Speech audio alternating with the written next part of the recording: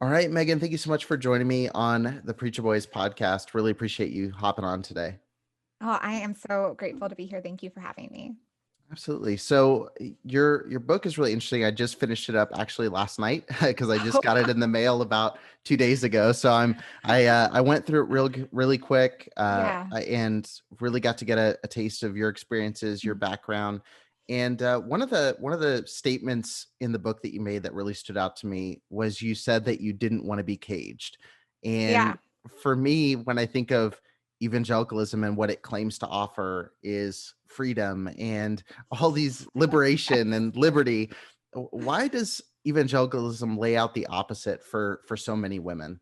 That is such a good question. And I think that's what I'm trying to like illustrate with my book is you say this is about liberation, but everywhere women are in chains. And so what we see, from my own story, I grew up in conservative evangelical Christianity. And my experience was being taught to cover up all of the time. All my body had to be covered because my body was shameful and would cause men to lust. I wasn't allowed to preach or teach or lead because women, I guess, were easily deceived. And because Eve was fallen, I guess all women were fallen. And my sole purpose, or so I was taught, was to serve the men in my life. So whether that be my father or my potential husband. So all of the teaching was geared, how can I be a good wife? How can I submit to him and obey him and be sexually available to him?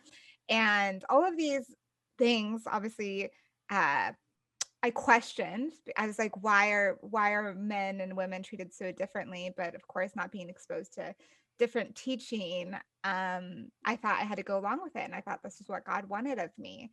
And it felt incredibly restrictive and limiting, and I felt that I was made wrong because I'm naturally opinionated and outspoken and adventurous and competitive and all of these things I was told was a masculine trait or masculine qualities. And so um, it was just all of these gender norms that were extremely restrictive in what I could do and what I could be. And I didn't really have a choice in the person that I became. There was one path for me, and that was to be a wife. I'm kind of curious because obviously a lot of my audience comes from kind of the independent Baptist world. What Mhm. was your denominational background? What's kind of the Mhm. context of your youth, I guess, Yeah. growing up in it? A lot of people ask me that question, but it was actually non-denominational, very conservative, non-denominational. But yeah, I was non-denominational until I went to college, and then I was Presbyterian, and that's actually the first time that I heard a woman preach. So yes, I was non-denom, just very conservative non-denom. All right, awesome.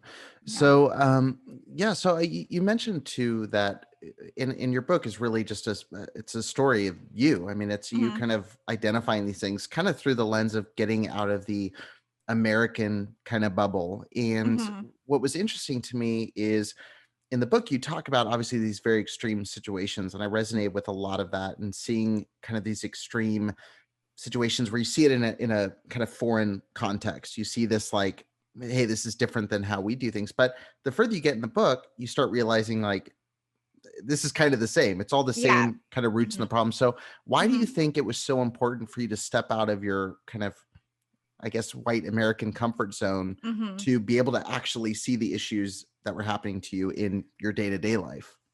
Yeah, so I think a lot of us being raised in the white evangelical church, or, I've heard a lot about the IFB. I'm not, that wasn't my past, but I've heard not so good things about that.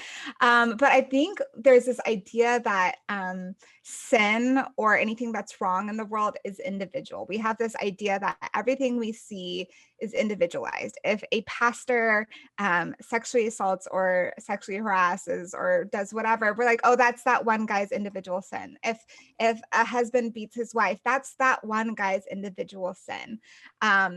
Everything, that person is homeless because of that person's individual sin. All of these explanations are given. If something's wrong in the world, that's because that person doesn't have a good relationship with God. And so for so long, when I did see injustice, that's what I understood. Okay, that must be because that person isn't praying or reading their Bible enough, or this bad thing happened because, we even see this in the schools. People are saying God is leaving the United States because we can't pray in schools or whatever. Like this idea that it's about our relationship with God, whether or not good things will happen to us, is kind of like, I guess, for lack of a better term, prosperity gospel mindset, that our relationship with God determines if we have a good life, which of course we know is not true. There's so many instances of this, and I don't really know how we got to this kind of theology, but this idea that my individual good works will guarantee me a good life and nothing bad will happen to me. And so even I remember, this was just several years ago, I came forward to a woman I really trusted that I had been sexually assaulted. And she told me that I must have not been in church at that time, that I must have not known God, because this doesn't happen in the church. And so the reason I want to point this out is, again, this individual mindset. This is somehow my responsibility that something bad happened to me. So going around the world and seeing bad thing happen to woman after woman after woman, and always these same kind of ideas of a woman's place going hand in hand with it. So I talk about female genital mutilation, and so I was in an area in Kenya where women had survived female genital mutilation. And what went hand in hand with that mutilation was teachings that women belong in the home and that they're supposed to provide for the family and do all the housework and all of that stuff, and they shouldn't get an education. I'm like, okay, well, that sounds kind of similar to the way I grew up, the idea that women belong in the home. And then I would go to other places and I'd hear this idea again that women have a place to be in the home and sexually available to men. Those are like the two biggies. And I saw this story again and again and again and again. And what it did is it changed my thinking from an individual mindset, like this is just one bad thing that happened to one people or one person, to see this is actually happening to women everywhere on a huge, enormous scale. And the way I was raised is you don't tell your secrets, you don't tell your shame, you don't share your doubts. It's almost like we have to keep the hard things that happen to us secret, because if we somehow brought it upon ourselves, right? So when I was sexually assaulted, the first time I was 13 years old, and I didn't tell anyone for over a decade, because I had been raised with the belief that my body was a stumbling block and would make men do bad things. So even though I was 13, petting a dog, like just finishing petting a dog, I thought, this was my fault and somehow I'm responsible for this. But when I saw, again, the story happen, not just to my peers, but also to women around the world over and over again, I realized that there's so much to do with the way we view women and the way we treat women. And I think the moment this became crystal clear for me, I was working with women who were in the sex trade in the Philippines. And so a lot of women there have no other options available to them. They're trying to provide for dependents, multiple children, multiple siblings, parents, and sometimes they're even trafficked into it by their family. The way they end up there can vary a little bit from story to story, but most often it's a lack of choice. I'm doing this because I have to survive and I have no other way to survive and feed my children. And so I was in this situation, and a man called us over. The organization that we worked with partnered to help women get out of the sex trade by giving them a full ride to college and a safe place to live, and also provided for their dependents, which is usually why women can't leave, is because if they leave, their family starves. And so I had spent the previous night working with women, inviting them to these safe houses where they could get a college education. And this man called us over. He's an American gentleman, and he was about 60 years old, and he was asking us why we were there. And so we told him, we're here to offer women a college education if they're interested. And he's like, oh yeah, that's so great. And so we turned the question back on him, why are you here? And he said that he was here because women here are raised right and know how to respect men. And this was in the middle of a tirade against women who didn't know their place. They didn't know that they were supposed to be home and sexually available to men. And so, because he couldn't get this respect he thought he deserved, he traveled halfway across the world to buy this respect from women. And as he was talking, I was like, something about this seems really familiar. And it just clicked. He sounds like the pastors I grew up with, who said that men needed respect above all else and they deserve it and they're entitled to it. We even have prominent evangelical authors like Emerson Eggerichs, who wrote Love and Respect, this idea that men deserve respect without conditions. And I think that's when my world really opened up. Like, this is not about this guy's individual vice. This is about a teaching that men deserve respect and they can dominate and control women to get that respect that they feel they are entitled to. And that's when I realized, oh my goodness, these these ideas of biblical womanhood that I've been trying so hard to like go along with and honor my whole life, these have been complicit in the oppression of women, not only my own oppression, but women around the globe. And so that's when my eyes were just really open to the systems and the ideas that are driving not only sex trafficking and the sex trade, but the violence against women. We live in a society here in the United States that 1 in 3 women is the survivor of domestic or sexual assault. Between 1 in 5 and 1 in 6 is the survivor of rape or attempted rape. And so we have to ask the question, why does this keep happening so often? It's because we are raising our men to be dominant and domineering. This is their gender script. They have to take control. They have to be, sexually, what's the word, strong, getting notches in their belt, whatever. And then women are supposed to be submissive and attractive to men. All of our teaching, even growing up outside of the church even, is how to be sexually attractive to men. So when we're seeing this abused and used in so many ways, we have to look at the way that we're raising our children and the way that we're teaching about gender roles and gender scripts. There's an excellent researcher who does a lot, that talks a lot about this, and his name is Jackson Katz. And he says, he talks about rape culture, and he's like, we have this idea that these rapists are crawling out of the swamp, but they're very much a product of our culture. And so, yeah, that's what I realized, and, have since been trying to reclaim feminism for the faith. Really confronting these really harmful gender ideologies. You talk about a moment of having like crystal clear, just here it Mhm. is. Like, I understand now that Yeah. this is a problem. And it's everybody that gets involved in some form of advocacy, I think of you myself, like I can point Mhm. to clear times where the light Right. just came on. Mhm. And I guess my question is, what enables some people to see this so clearly? But then you say this, like I saw on your social feed, you Mhm. posted an email you'd gotten where someone, Mhm. and I've gotten plenty of similar emails covering what I talk about. You're misrepresenting Christ, you're leading Mhm. people to hell, you're doing that, like just because you're talking about this epidemic of abuse that's happening. Right. Um, what is blinding so many people when this is not something that's kind of like beneath the surface? It's very Mhm. front and center in so Right. much theology and just church culture and just culture at large. Why are so many people totally blind to it?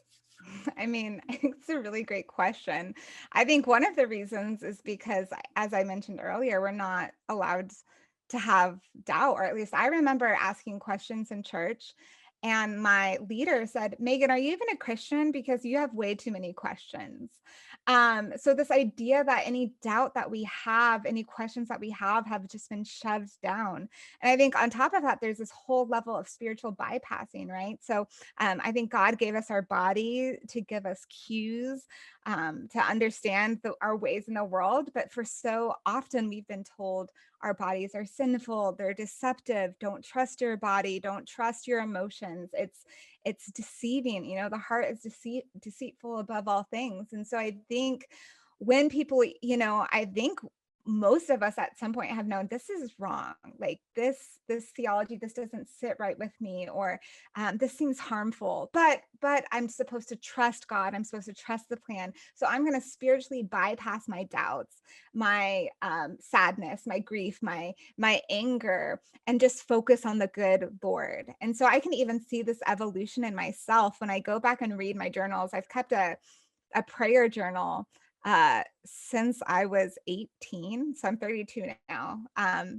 And I can see this evolution of my prayers being all about spiritual bypassing, really repetitive. God, you're so great. Like almost like God's a narcissist. Like you're so great and so holy and so powerful. And I love you so much. And that was like my whole prayer. Right.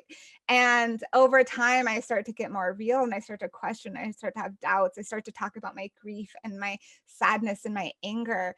And so I think we've been taught in church to just bypass all of those things. They don't exist, push it down, shove it down, and just focus on God because that's the spiritual thing to do.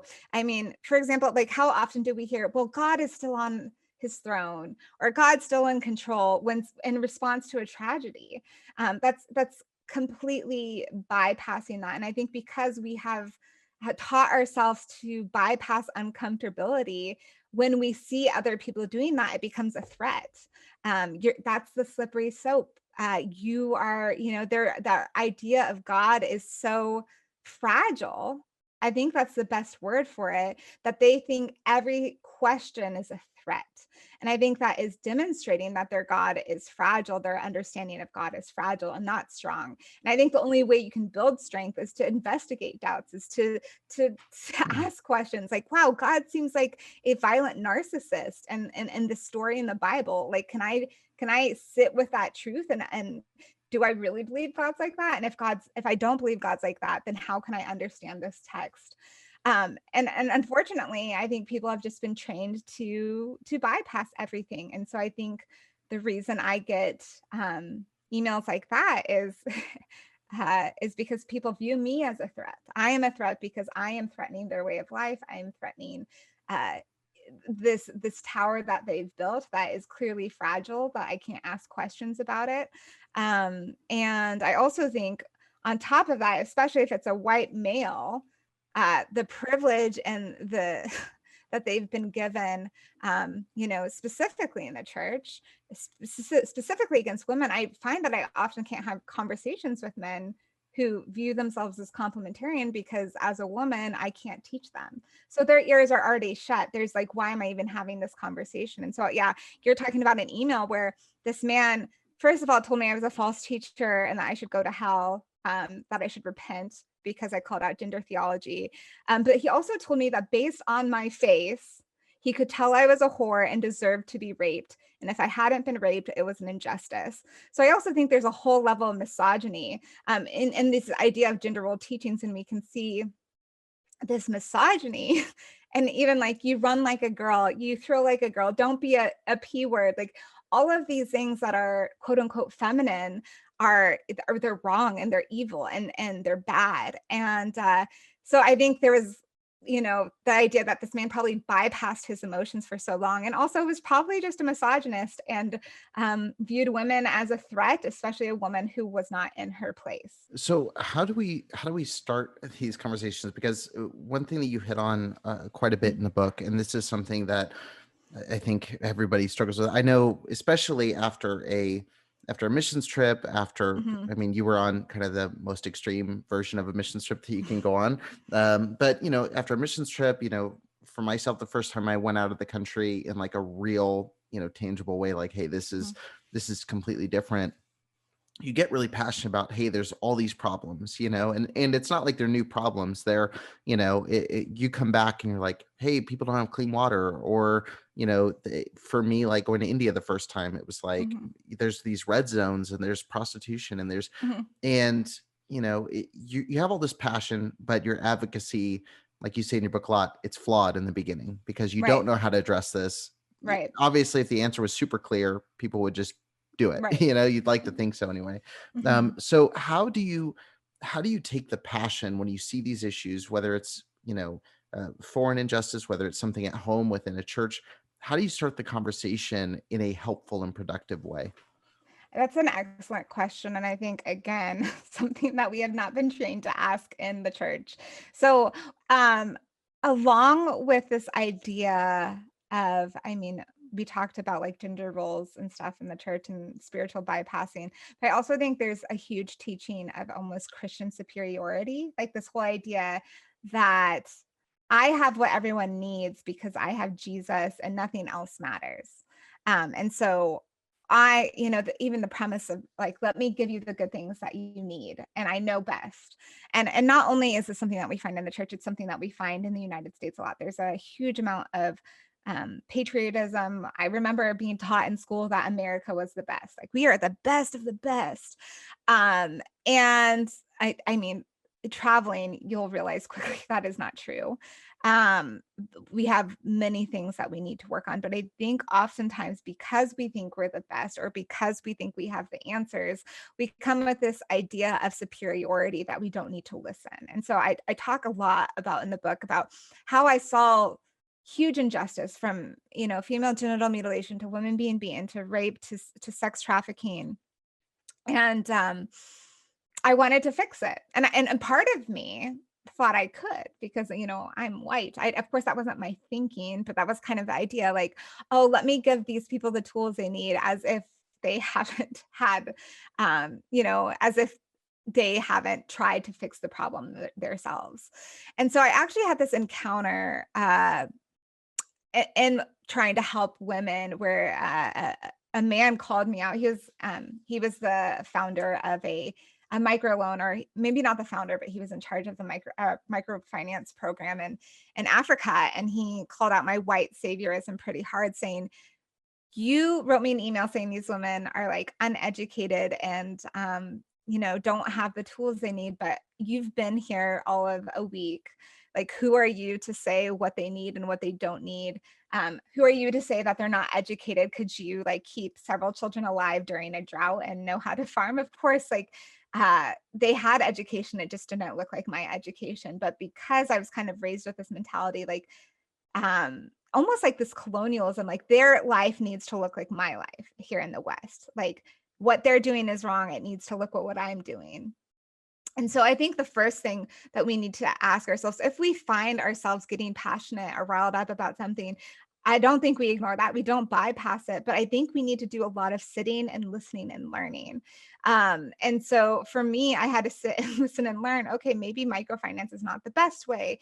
If I really want to invest into this community, I'm going to have to be here for years and years and years, and understand. And more than that, not just understand, but I need to be in a position of a learner, and they're going to teach me what they need. I'm not going to come in here with these solutions that I think they need without sitting and trying to understand the problem. And another example of this is with female genital mutilation. I had heard about it in college, but was shocked when it was happening to the girl sitting in front of me.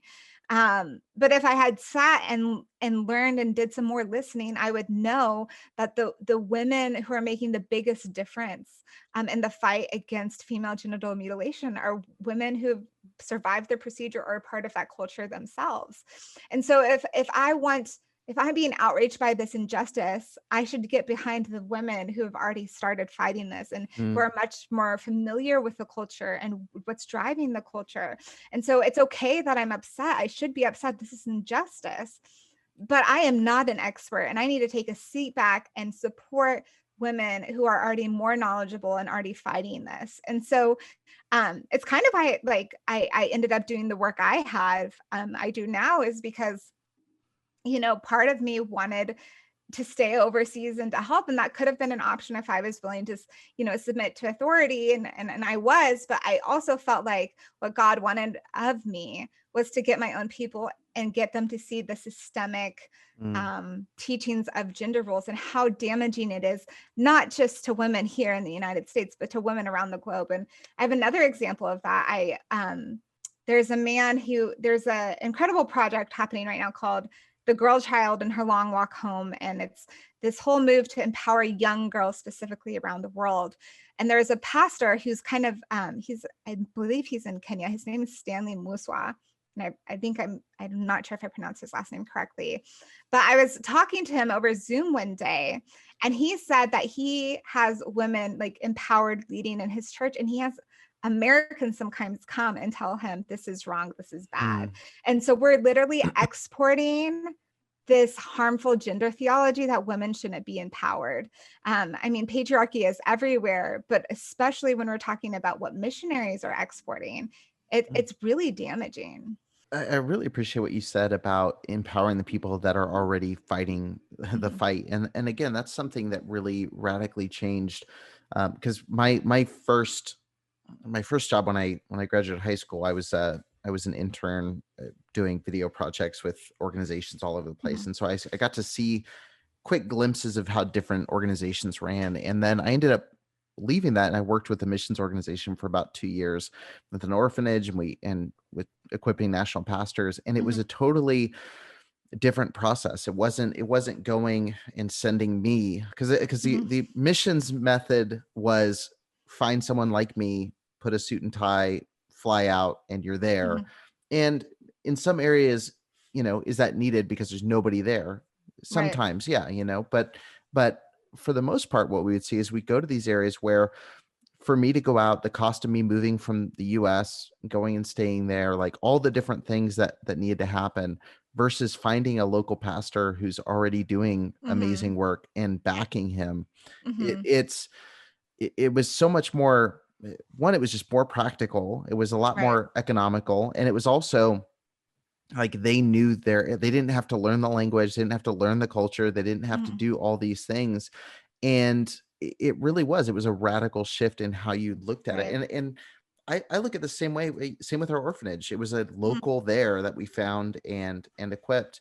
And I look at the same thing happen with the with the Me Too movement or the Church mhm, Too movement.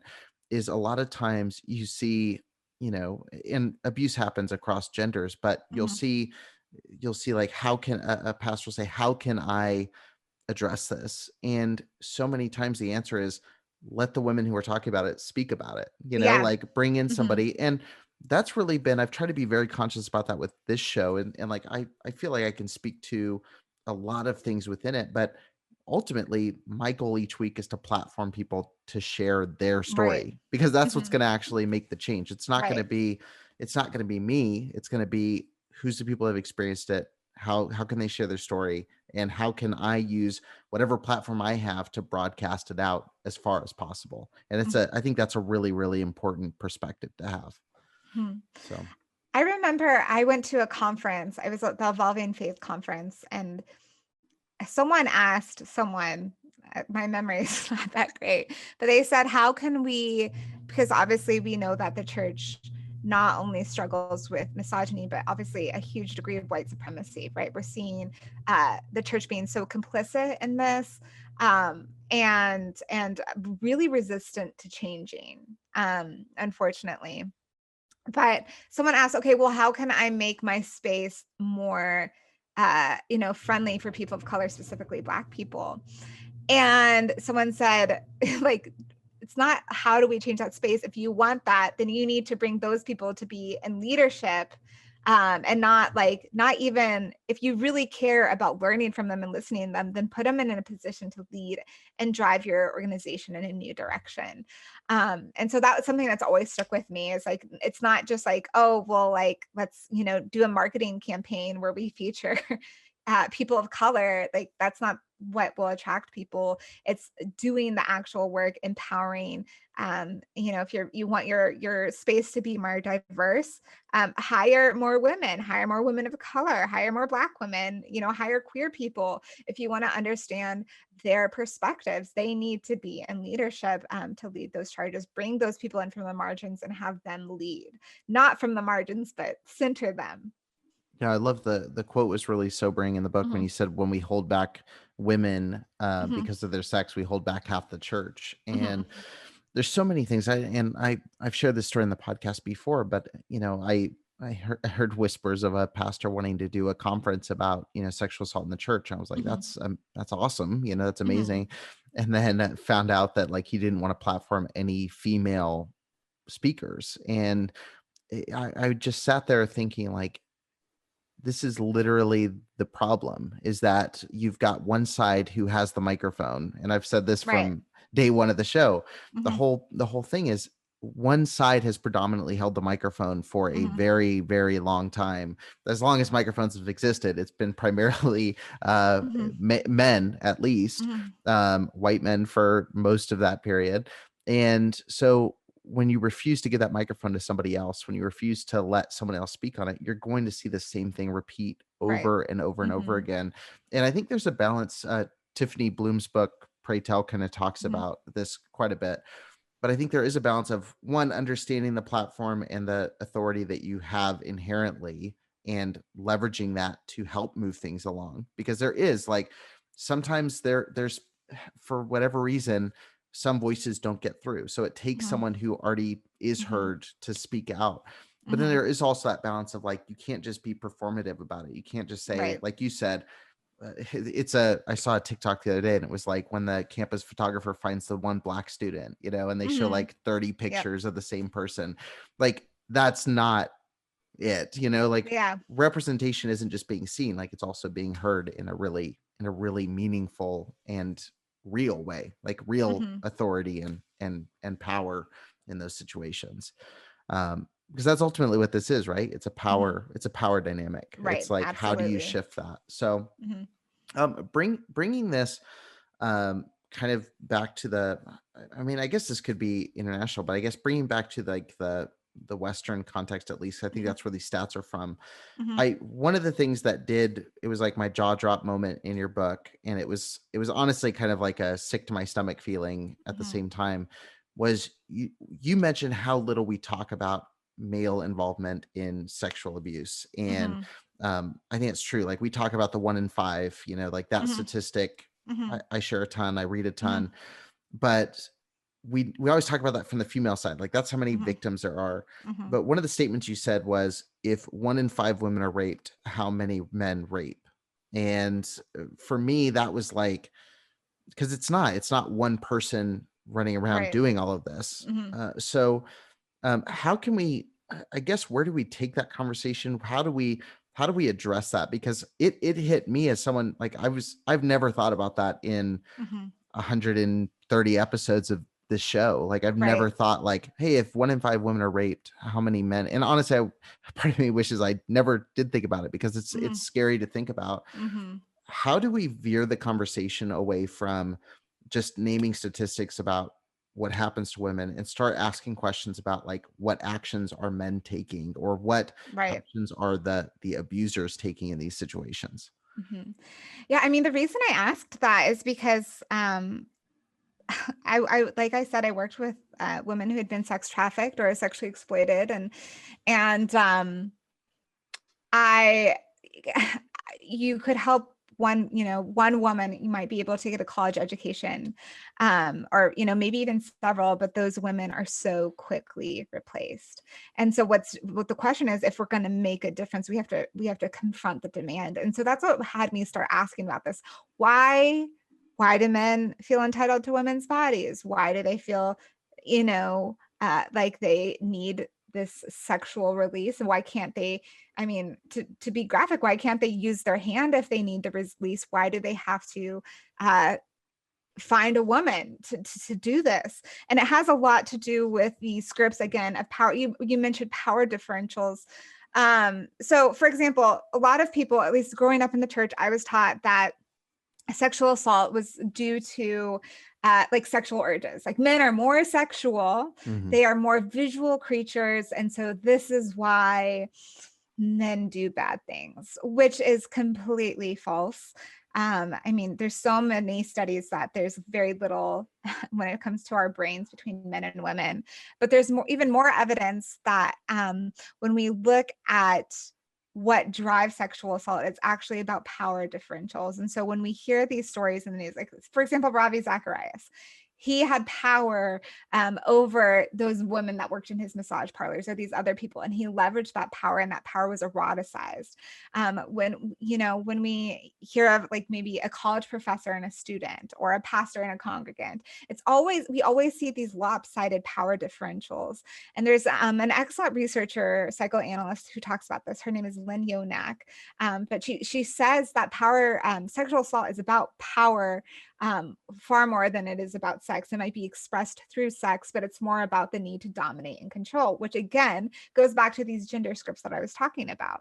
And so I was asking these questions. Like I actually don't think I know someone personally that I'd say most of the women I know personally who have shared their story with me have been sexually assaulted. And I even think that statistic of 1 in 5 being raped, between 1 in 5 and 1 in 6, I think that's actually low, because a lot of times something might happen to a woman, and even she's coming to terms with what happened to her. I've had people ask me, do you think this was rape? Because there's so many situations from what they think are normal guys, normal friends, where they take advantage, get them drunk, put something in their drink, and they wake up the next morning and they're naked in their bed and they don't have no recollection of what happens. And they're like, well, we were friends and I was drinking. So, maybe like, I was partly responsible, but that is rape. That plain and simple, if someone is not be able to give their full and enthusiastic consent, that is, it's rape. And so the question is, if we know so many women, like I mentioned, that have been a survivor of this, how many men? And there aren't statistics out there, because I think a lot of men, just like women struggle to call it rape, I think there's a lot of men who probably struggle to say, oh, I sexually assaulted her. I was sexually assaulted when I was 15 by a good friend. I was sleeping in the back of, we're driving back from a lake, and his dad was driving and I was sitting next to him. And, I gave him consent to give me a hand massage because I didn't think anything of it. And I started to fall asleep. And as I was waking up, he was moving to different parts of my body, which, for so long, I'm like, do we call that sexual assault? Yes, he was touching parts of my body without my consent when he thought I was asleep. But did he know better? And there's almost this idea of like, does he know better? And I think we should train our men to know better, but I don't think people would know. Like that guy, I never would have expected that from him ever. He was my friend. He was 13 years old. I was 15, he was 13. If anything, like that was not something I ever expected. And so I think not only do we have men not wanting to admit it, even if they think they did it. I think a lot of times they're like, well, that was kind of iffy. And I'm not really sure. I mean, she did say no, but I convinced her otherwise. And so I think even men might have trouble, understandably, of saying, I don't think that was a fully consensual encounter. I think my power was leveraged in a way. And I think we really need to direct the conversations where men are, evaluating their encounters with women. Do you think that was fully consensual? Was it a full and enthusiastic yes? Was I, reading into a situation? And I think a lot of this comes from like, I don't think, there's this trope that feminists hate men. I don't hate men. I'm married to a man. I think men are great, but I do think there's a lot that is lacking when it comes to our teaching on consent. And I think porn is not helpful there when we're learning, the images that are displayed, sometimes like it's a lot about domination and control. No. And men and young boys and young girls without exposure to other proper teaching of what does sex looks like, what is consensual, what is not, they're going to go to porn for those answers. And it's not a good teacher on what does ethical sex look like. And so I think these are all questions that we need to ask. And I was talking to a woman, her name is Diane Osterick, on my podcast, and her role was she worked as a sexual assault nurse. And so she's the person who kind of is walking women through when they're getting, poked and prodded after a sexual assault or after a rape. And she tells me, she's like, we have this idea that good men can't do bad things, or like good people can't do bad things, or like this, we could even tie this to racism. I'm a good person, so I can't be racist.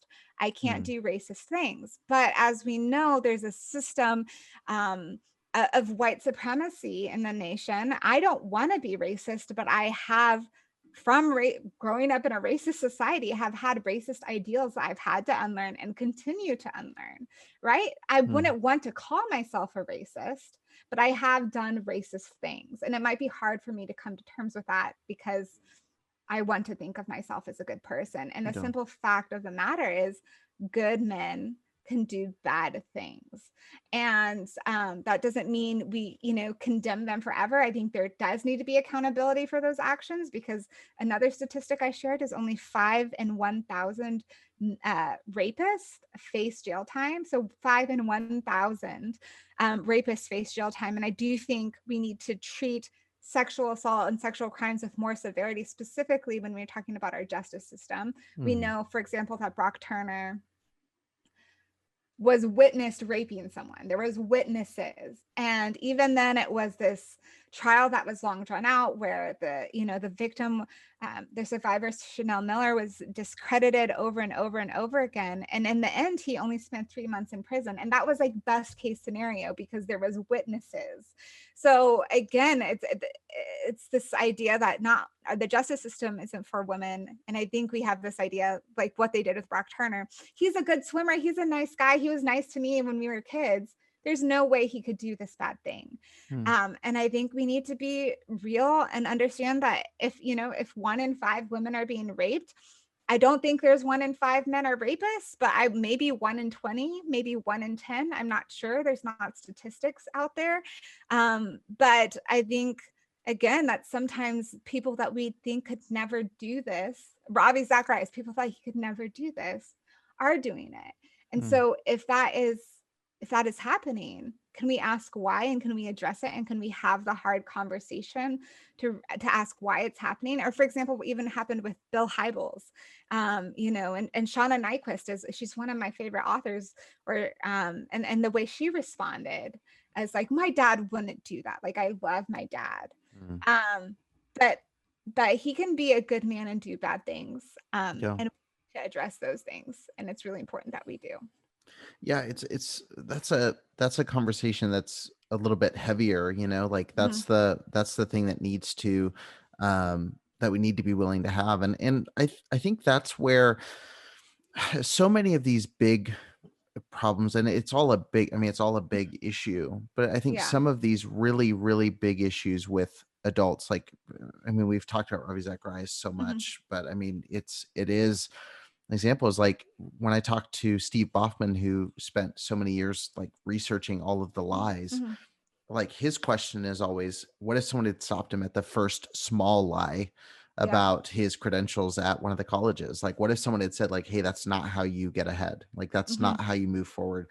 What Robbie's story was a progression of testing the waters of what can I get away with, even if he Hmm. didn't intend to test the waters at first. Everything that he experienced trained him that he could get away Right. with bigger and bigger things. And I think this is exactly like the example you gave. The I was actually talking to my wife about it just I mean, just a few days ago, Hmm. and I was talking about, there's so many things that teenagers find acceptable, things that are Right. basically memes now, like the Hmm. send nudes and the pressure of Right. this and that. Hmm. And we were talking about it, and it was like, and we were both like, you don't think of that as like sexually abusive or Hmm. manipulative or sexual assault or things like that. And do I think that a 13 or 14-year-old boy should be punished like a Ravi Zacharias should have Right. been for what he was doing with, all these businesses and all Hmm. these structures and these? No, but I think the conversation has to be able to happen. Like, was that Right. okay? Why did you feel it was okay to do this? And I think even especially in marriage relationships, Hmm. especially with Christian couples that are going in out of purity culture, like, and all the misinformation, it's healthy even for spouses to say, like, was Right. that okay? Did I read this situation Yep. right? Did I Yep. understand this? And I Hmm. think we're so scared.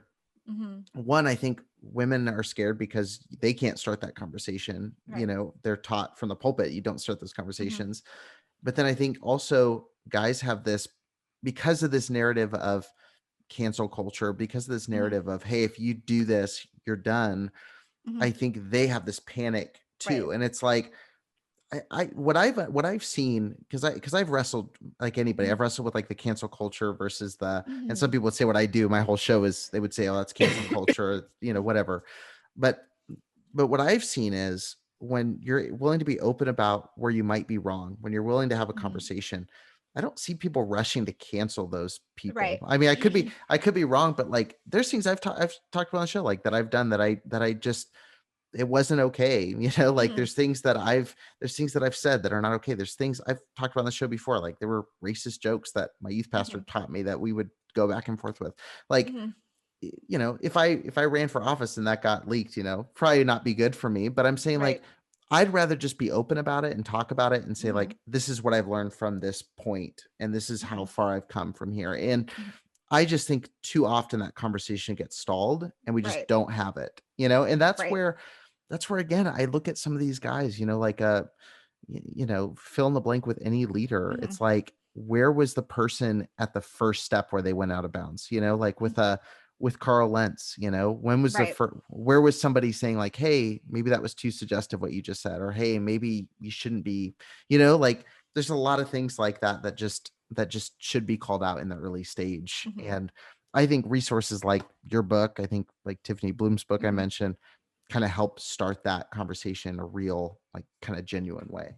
I mean, I think that's a really excellent point, but I also, again, want to look at power differentials in those Hmm. conversations, because I think sometimes, for example, if it's a person that has endured, a person of color that's endured a racist comment, it's not that person who's, surviving racism to do the work. I mean, if they feel comfortable, yes, call them out. But oftentimes, I think we need to look at people who also have power to do that calling out. And so, an example of this is, I'm always looking out for other women. I know what it's like to be sexually harassed and assaulted. And I know what it's like to go into a coffee shop and you're just trying to get your work done.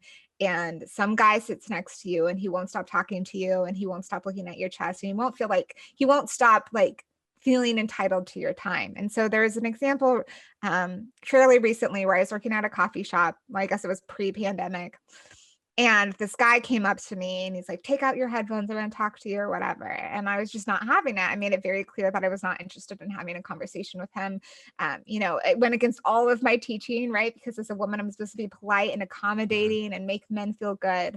And so it took a lot of willpower to say, no, I'm not having this conversation. And I said it in a nice way, but he eventually gave up, which is what I wanted.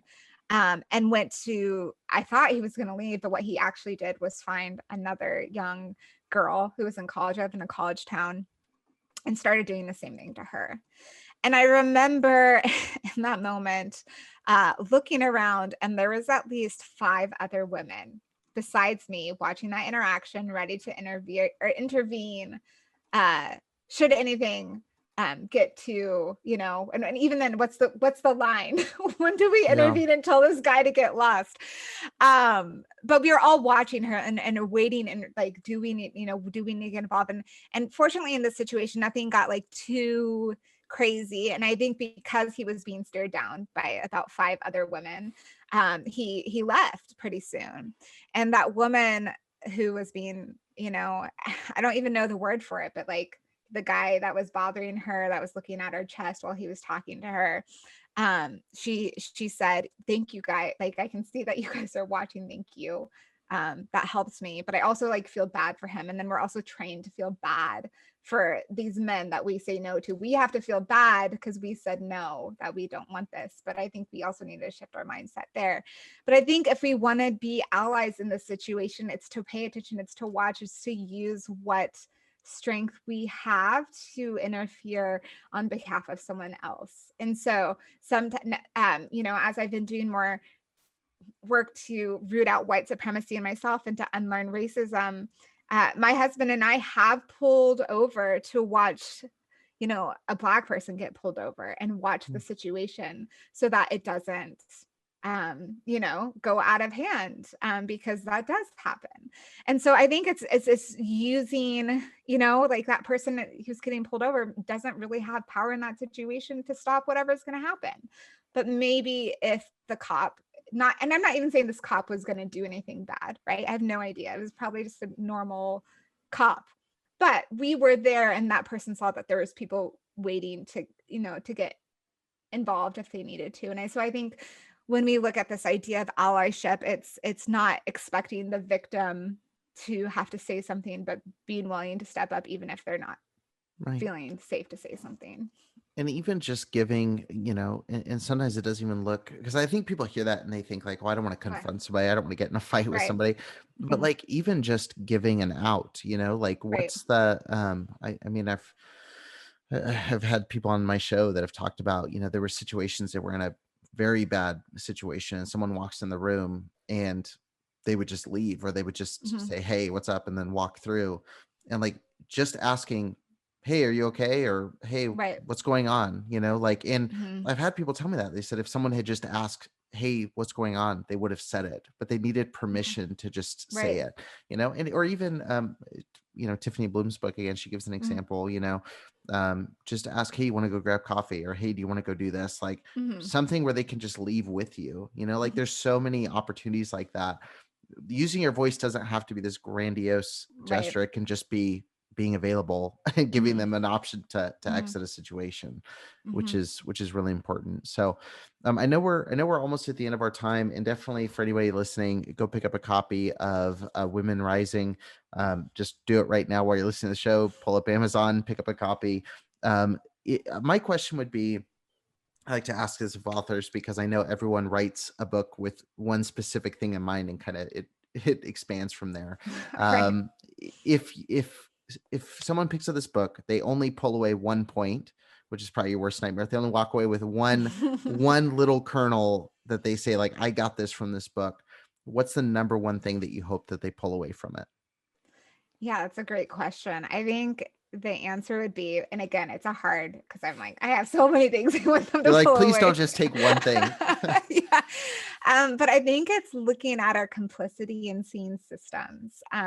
Again and again, if we're talking about the Bible, it talks about washing your bloody hands before coming to God or doing worship. Like again and again, I feel like God is pointing us to see systems of injustice. We see this all over the book of Isaiah and Amos. And unfortunately, we have really individualized wrongdoing. We really individualize, it's kind of, if someone's hurting, it's probably their own fault, right? So we Mm, see this with racism.